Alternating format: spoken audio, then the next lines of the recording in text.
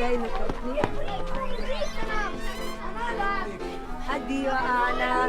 Se vidimo. Adijo.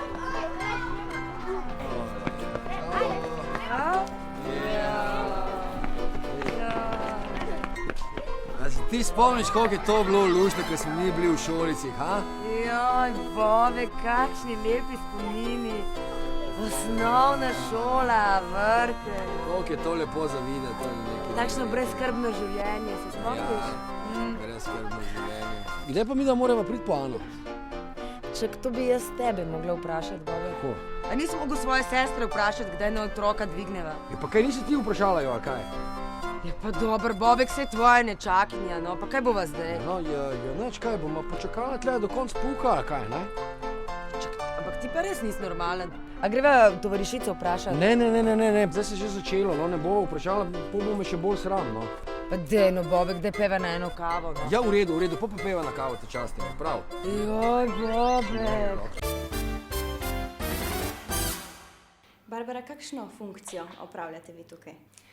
Na fakulteti sem zaposlena kot izredna profesorica za glasbeno didaktiko in sem hkrati tudi predstojnica oddelka za razredni pouk in predstojnica katedre za glasbo in zborovodstvo.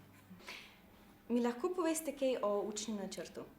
Učni načrt je zelo kompleksen, lahko rečemo interdisciplinaren, ker so takšne tudi zahteve poučevanja na razredni stopnji.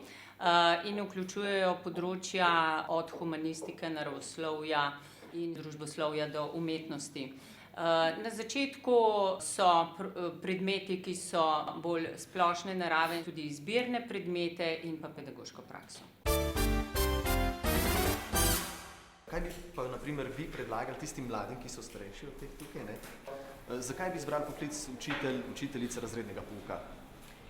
Učitelj oziroma učiteljica razrednega pouka je en zelo lep poklic. Ampak svetovala bi ga samo tistim, ki imajo resnično radi otroke, takšne in drugačne, ljudem, ki so odprti za drugačnost, ki sprejemajo drugačnost. Kajti, če si ti do otroka iskren, če mu pokažeš, da ga imaš resnično rad, potem ti taki otroci ti dajo nazaj veliko več. Ja, jaz vidim, da vi imate otroke zelo radi. Kaj trenutno počnejo? Izdelujemo iz naravnega materiala, iz slame, lutko, deklica, kmetica.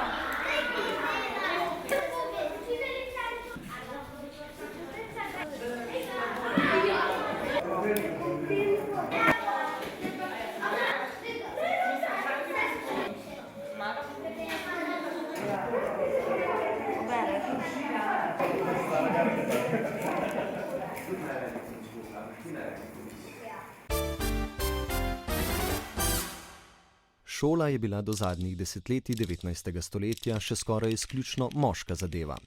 Prve učiteljice, razen redovnic v zasebnih šolah in učiteljic za dekliška ročna dela na javnih šolah in v večji meri prve profesorice v srednjih šolah, so bile resnične bele vrane, ki so, kot je moč razbrati po zapisanih spominih, svojo prisotnostjo v razredih izvale hud odpor. Kasneje pa so se učiteljice vse bolj uveljavljale, čeprav so bile glede plač zapostavljene. Kako pa je danes?